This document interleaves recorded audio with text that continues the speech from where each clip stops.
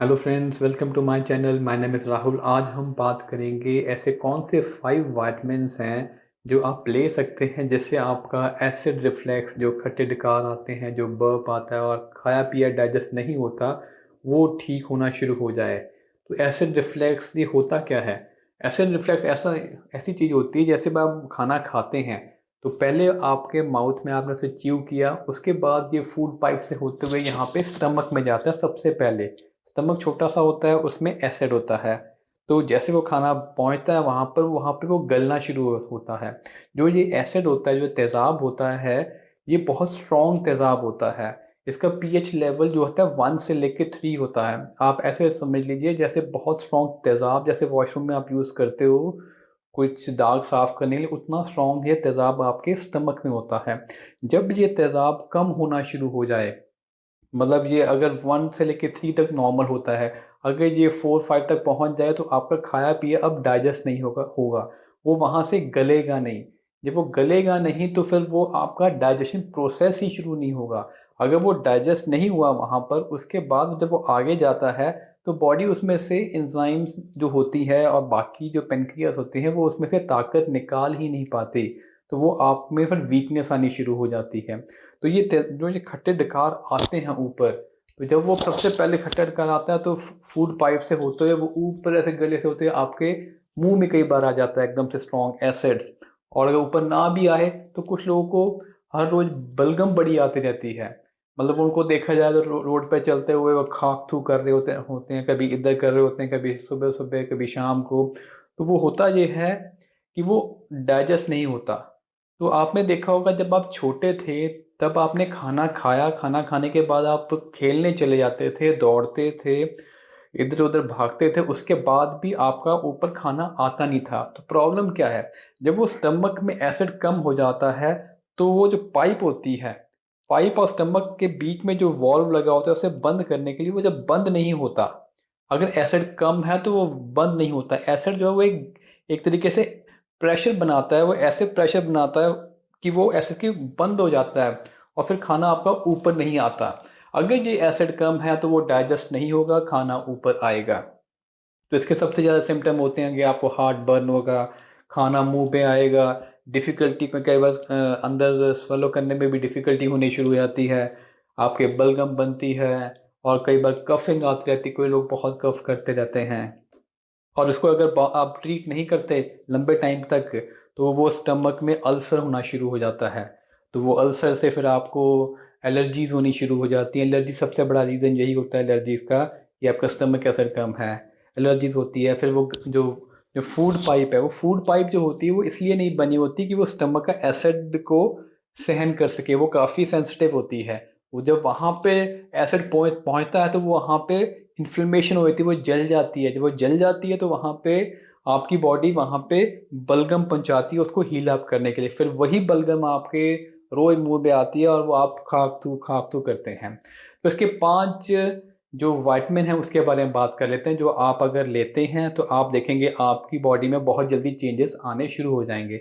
सबसे पहले है बिटेन हाइड्रोक्लोरिक एसिड, बिटेन HCl करके एक सप्लीमेंट आता है। ये सप्लीमेंट अगर आप लेते हैं तो आपका पूरा डाइजेशन, मतलब कि आप समझिए वो एक तरीके से एसिड है, जो आपके स्टमक में एसिड है वही सेम एसिड है, वो आपने खाना है हर एक मील के साथ। हर एक मील का मतलब है ब्रेकफास्ट के साथ, लंच के साथ और डिनर के साथ। शुरुआत करनी है आपने एक एक कैप्सूल के साथ। अगर आपका तब भी ठीक नहीं हो रहा तो आप 2 3 4 5 तक, 10 तक भी ले सकते हैं अगर आपका स्टमक एसिड इतना ज़्यादा लो है। लेकिन आप एक एक करके ट्राई करिए। अगर आपका ठीक होता है तो आपको कुछ महीने लेना पड़ेगा, 3 4 महीने रेगुलर लेना पड़ेगा। तो आप देखेंगे आपका स्टमक एसिड धीरे धीरे बनना शुरू हो जाएगा, क्योंकि स्टमक एसिड बनेगा तो आपकी बॉडी खाने में से सारे minerals, vitamins, amino acids, essential fatty acids absorb जब करना शुरू करेगी, आप देखेंगे आप में काफ़ी चेंजेस आने शुरू हो जाएंगे। दूसरा विटामिन जो है, दूसरी चीज़ जो है आप जो ले सकते हैं वो है आपका Apple cider vinegar. Apple cider vinegar जो होता है वो आपने लेना है, उसमें मतलब कि ओरिजिनल हो और वो पेस्टराइज ना हो, और उसके अंदर आपने देखा हो नीचे मैल सी जमा होती है, वो होना चाहिए बिल्कुल। वो फिल्टर्ड एप्पल साइडर विनेगर नहीं होना चाहिए। और ये विनेगर भी आपने वैसे ही लेना है जैसे बिटेन HCl लेना है। आपने हर एक मील के साथ लेना है, एक एक एक। शुरुआत में आप एक लीजिए, अगर आपको ठीक लगता है तो उतना ही लीजिए। अगर आपको कम लगता है तो आप दो दो तीन तीन चार ऐसे भी ले सकते हैं। तो धीरे धीरे आप इसको बढ़ाइए, तो आप देखेंगे काफ़ी चेंजेस आएंगे। और तीसरा जो विटामिन है इसमें जो आप ले सकते हैं वो है प्रोबायोटिक।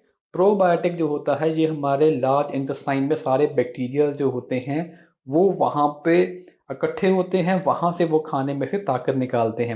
लेकिन जब आपके पेट में एसिड कम होता है तो ये प्रोबायोटिक जो है स्मॉल इंटेस्टाइन तक पहुँच जाते हैं। स्मॉल इंटेस्टाइन में ये हार्मफुल है, लार्ज इंटेस्टाइन में ये हेल्पफुल है। तो स्मॉल इंटेस्टाइन में ये प्रोबायोटिक निकालने हैं तो आपको एसिड बढ़ाना पड़ेगा, और लार्ज इंटेस्टाइन में प्रोबायोटिक बढ़ाने हैं तो फिर आपको प्रोबायोटिक भी लेना पड़ेगा, और उसके साथ ये हाइड्रोक्लोरिक एसिड अपना एसिड भी बढ़ाना है। ये जो आपका प्रोबायोटिक जो कम होते हैं आपके बॉडी में, उसका सबसे बड़ा रीज़न होता है कि आप एंटीबायोटिक्स लेते हैं, आप बहुत ज़्यादा मेडिकेशन ले रहे हैं, कोई पर्टिकुलर प्रॉब्लम है उसकी आप दवाइयाँ ले रहे हैं, उससे प्रोबायोटिक आपके डाइट में कम हो जाता है। या फिर आप आर्टिफिशियल स्वीटनर्स बहुत ले रहे हैं, जैसे कोक हो गया और चॉकलेट्स हो गया, ऐसी चीज़ों में आर्टिफिशियल स्वीटनर्स बहुत होते हैं। इसके साथ आप बहुत ज़्यादा जंक फूड खाते हैं तो इससे भी प्रोबायोटिक आपके पेट में कम होने शुरू हो जाते हैं। तो आपको प्रोबायोटिक अगर आपने नेचुरल लेना है तो आप ले सकते हैं, जैसे आजकल अचार होते हैं अच्छे, आम के अचार, किसी चीज़ का भी अचार अचार ले सकते हैं। और जैसे सर्दियाँ शुरू हो रही हैं तो आजकल कांजी बनाते हैं लोग गाजरों की, उसमें बहुत अच्छे बैक्टीरियाज हो जाते हैं, वो बहुत अच्छी प्रोबायोटिक ड्रिंक है। एक किमची करके आती है, एक सावरक्राफ्ट करके आती है जो आपके बंद गोभी की बनती है, तो ये आप अपने डाइट में ऐड करिए, बहुत बेनिफिशियल होएगा आपके पेट में प्रोबायोटिक बैक्टीरिया बढ़ाने के। और आपका चौथा विटामिन होगा आपका जिंजर, अदरक। आप अदरक अगर खाने के बाद खाते हैं, छोटा सा टुकड़ा खाइए, काट के आप अपने मुंह में रखिए और धीरे धीरे चबाइए।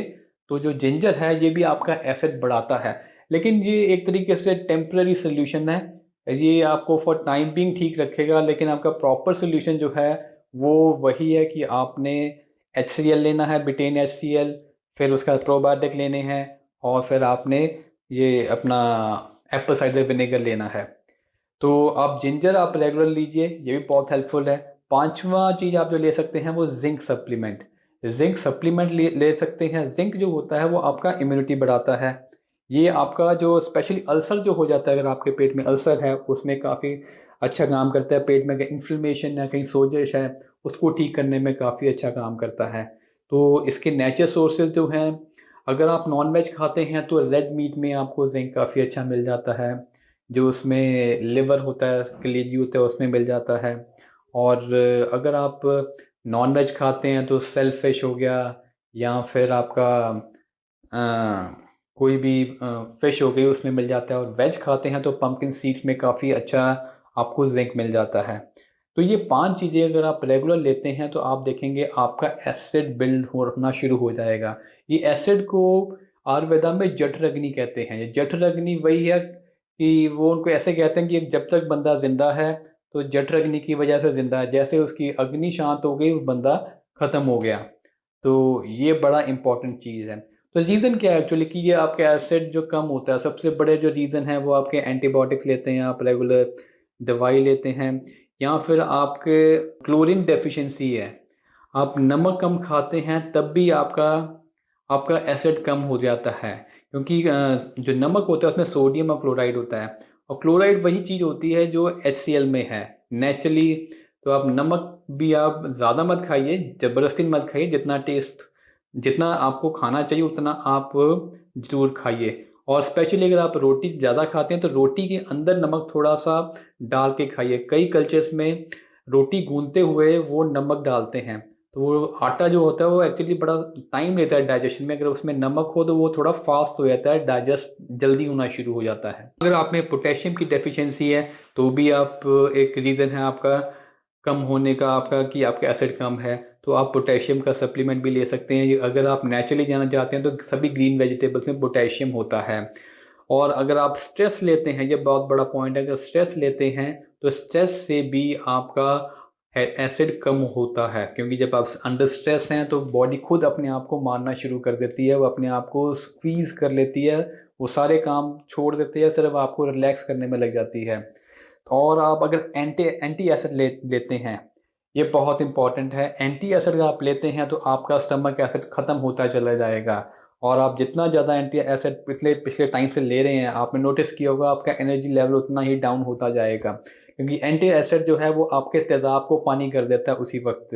तो जैसे ही पानी बन गया तो आपने खाना खाया, तो वो तेज़ाब है ही नहीं है, वो एसिड ही नहीं है, वो अग्नि ही नहीं है, तो वो खाना तो आप पचेगा नहीं, तो फिर वो बड़ी मुश्किल से बॉडी अपना जोर लगा के उसको बाहर निकालेगी। और अगर आप बहुत ज़्यादा ग्रेन्स खाते हैं, मतलब कि रिफाइंड ग्रेन्स खाते हैं, तो ये भी बहुत रीज़न होता है कि आपका एसिड कम हो जाता है। और अगर आप पेन किलर्स, एंटीबायोटिक्स लेते हैं, तो ये आप अगर कम करें तो आपका एसिड धीरे-धीरे बढ़ना शुरू होगा। तो ये 5 चीज़ें को मैं समराइज़ कर देता हूँ फिर से जो आपने लेनी है। सबसे इम्पोर्टेंट है बिटेन HCl, दूसरा है आपका एप्पल साइडर विनेगर, तीसरा है प्रोबायोटिक, चौथा है आपका जिंजर, पाँचवाँ है आपका ज़िंक। ये सारी चीज़ें आप रेगुलर लेके देखें, आप में काफ़ी चेंजेस आएगा। तो आपको मेरा आज का टॉपिक कैसा लगा? आप इसको लाइक करिए, शेयर करिए और सब्सक्राइब करिए। Thank you.